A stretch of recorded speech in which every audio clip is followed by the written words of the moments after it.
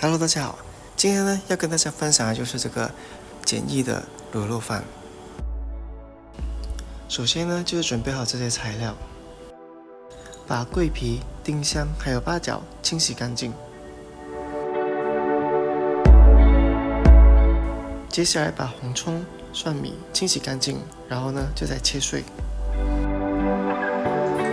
准备一个合适大小的锅，然后加入油，把葱蒜爆香。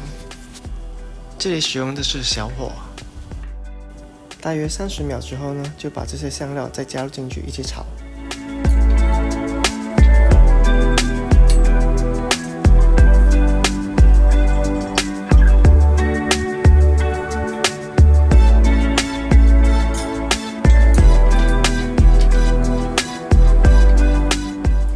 大约炒了2分钟之后呢，或者是闻到这些香味之后呢，就可以把肉放进去一起煮了。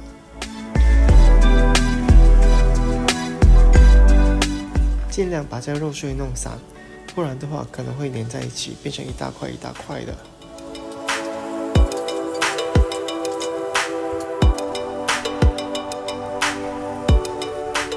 当肉碎都弄散之后呢，就可以加入清水了。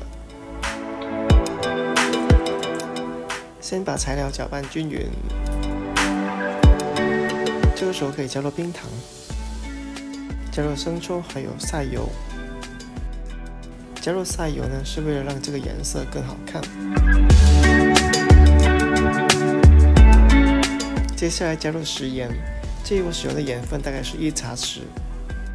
然后呢，就加入胡椒粉。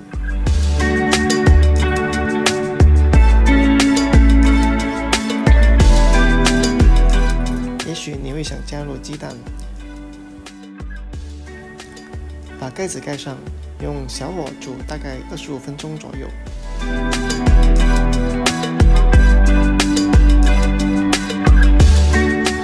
25分钟之后呢，就到了这个绍兴酒，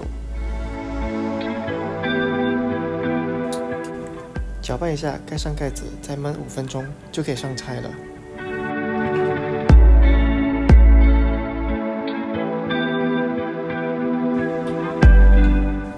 5分钟之后熄火，这个时候就准备上菜了。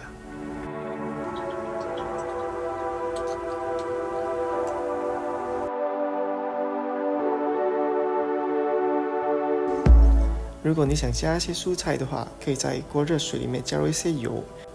我这里使用的是小白菜，就让它在热水里面烫大概30秒左右。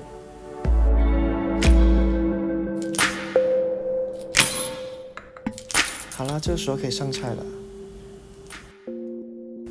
希望你喜欢这个影片，下次再见，拜拜。对了，记得订阅这个频道，点个赞，还有分享给朋友。有什么疑问的话，可以在影片下方留言。